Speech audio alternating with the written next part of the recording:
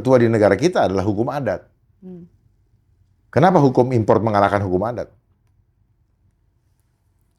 Seperti di kampung saya, ada rumah adat 300 tahun sudah berdiri. Pemerintah daerah nggak bisa menyelamatkan tuh. Kenapa? Karena kalah dengan hukum impor.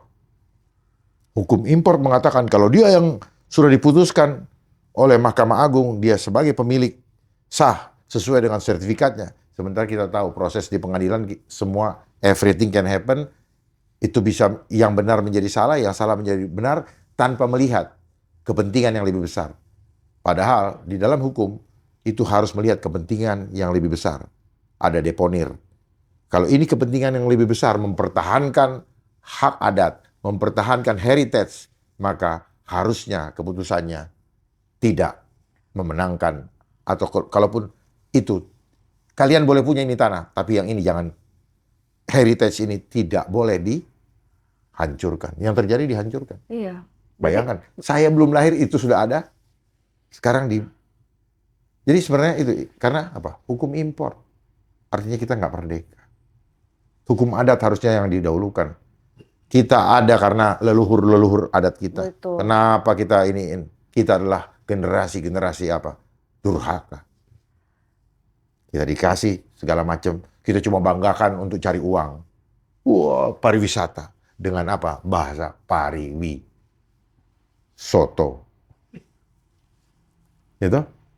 Soto ngare. Dengan bahasa pari. Pariwi. Soto. Ya Pak. Tapi adat dihancurkan. Betul.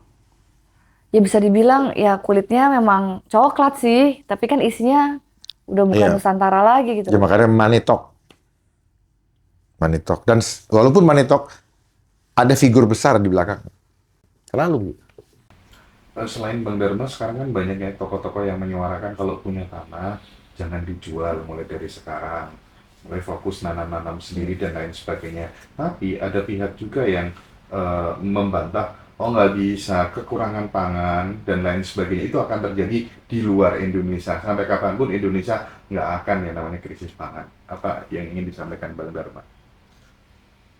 Gini, jangan berharap,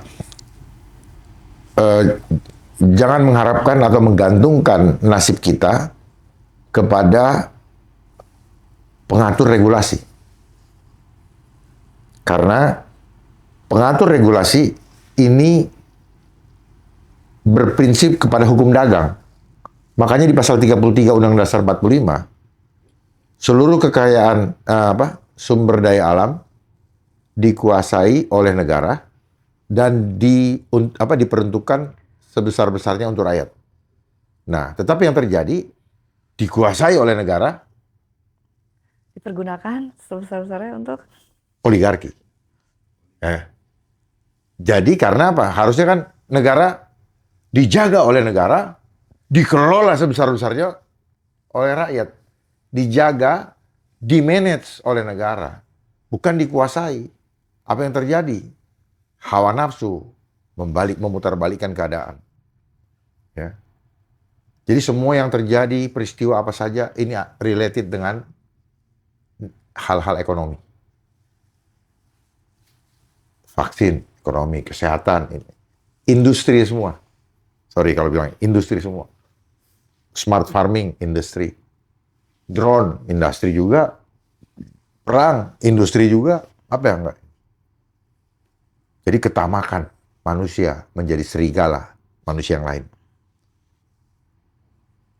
Coba sesama manusia saling bunuh, saling senggol, saling menista dan sebagainya. Profesi yang ada, orang hukum makan uangnya insinyur, makan uangnya dokter. Dokter begitu dia makan juga ini. Jadi semua saling itu. Ngerti maksud saya? Gitu. Yang insinyur mau bikin rumah, makan juga uangnya dokter, makan juga uangnya polisi atau ekonom. Gitu. Lari ke bank, dia hajar juga ini. Jadi kita akhirnya saling apa? Saling makan, bos. Sadar nggak? Tapi orang yang dangkal berpikirnya, kan memang harus begitu. Seolah-olah inilah kehidupan sosial. Iya, betul. Tetapi yang terjadi adalah karakter-karakter apa? Yang saling serigala berbulu domba. Kelihatannya baik, tetapi hati yang busuk inilah yang menjadi serigala. Kenapa? Karena disuruh mengejar eksistensi diri. Menabunglah untuk hari tua. Itulah yang membuat orang tuh kalap. Membabi buta, bingung menghadapi hari tua.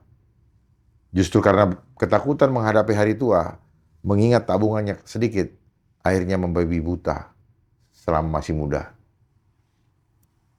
Kehilanganlah jati dirinya. Kapan hari itu kan Bapak itu kan memberikan pesan langsung gitu kepada Pak Purbaya gitu ya. Nah, kita ini kan cinta sama polisi, barangkali Bang Dharma bisa memberikan pesan kepada Prof. Jimmy dan Prof. Mahfud gitu ya tentang itu. Monggo Jenderal, monggo Bang. Kita supaya aduh gimana ya, kita tuh pengen punya polisi yang baik, sistem yang baik gitu.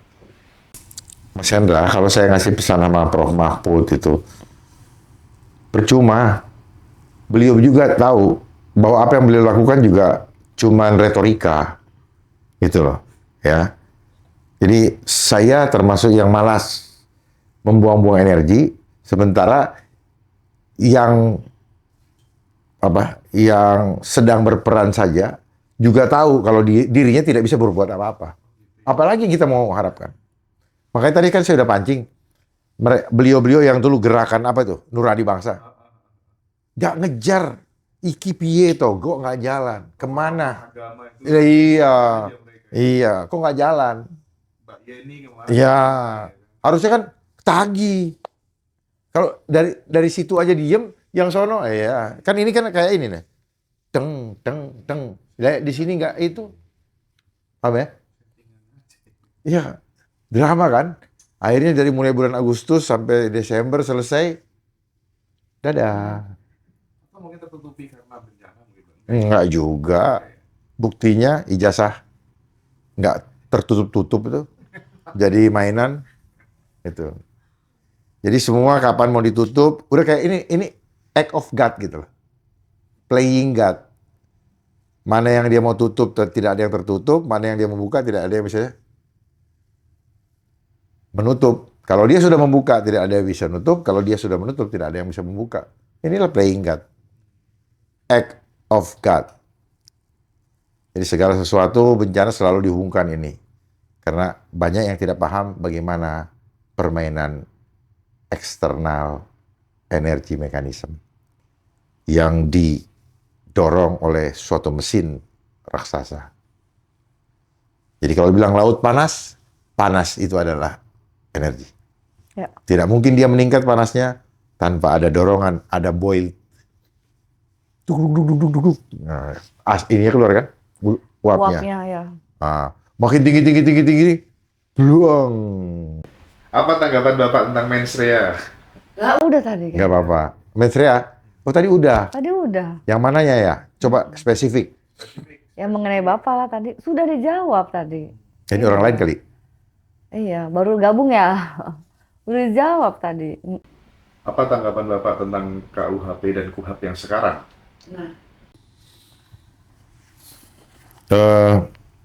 Yang pasti tujuannya kemana kita harus tahu bersama. Totalitarian state. Negara totaliter. Terlepas dari banyak sekali argumen-argumen yang disampaikan.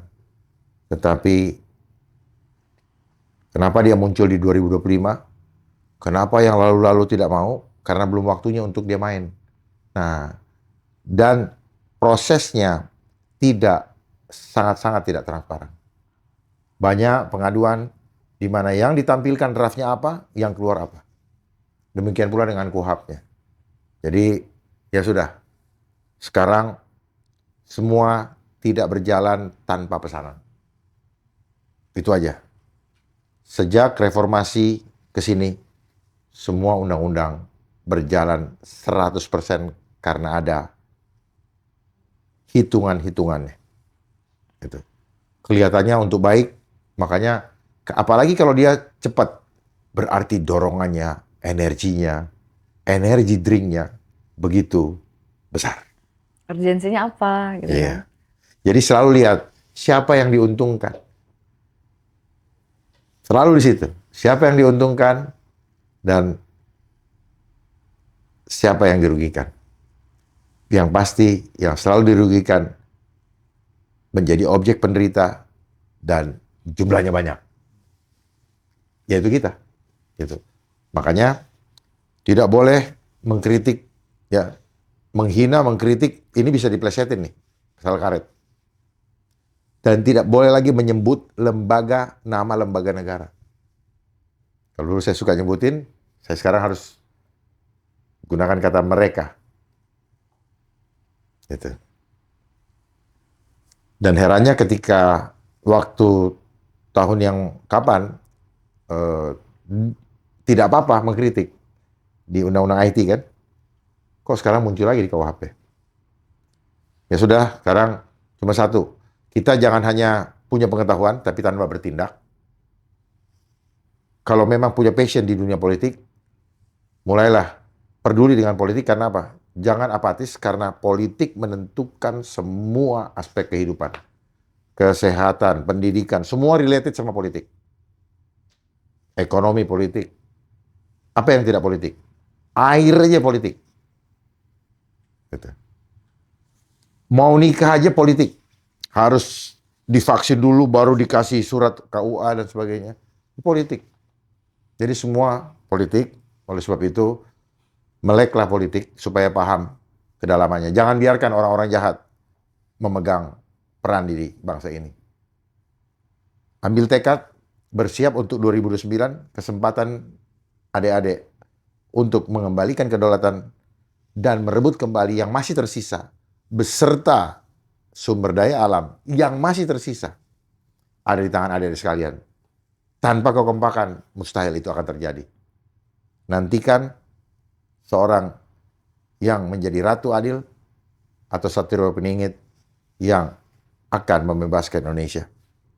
Semoga salah satu daripada adik-adik sekalian. Mari, saya hanya memotivasi.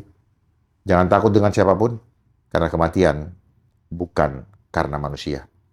Karena dia. Terima kasih. Oke, terima kasih semuanya. Closing statement yang benar-benar membangkitkan semangat sekali. Semoga itu bisa mencerna semuanya, ya dipahami juga. Hampir 2 jam kita membicarakan hal ini. Semoga apa yang disampaikan kita semuanya ini dapat dicerna oleh masyarakat Indonesia. Dan kembali lagi ingat, saya selalu bilang di setiap live aku selalu bilang jangan lupa untuk selalu doa. Doa untuk diri kita, doa untuk Indonesia juga. Karena kekuatan doa dapat merubah segalanya. Mereka mampu berencana apa-apa, tapi Tuhan juga kan yang memiliki gambaran big picture seperti apa. Saya tambahkan. Boleh. Ora et labora. Berdoa, melangkah, menjemput hasil doanya.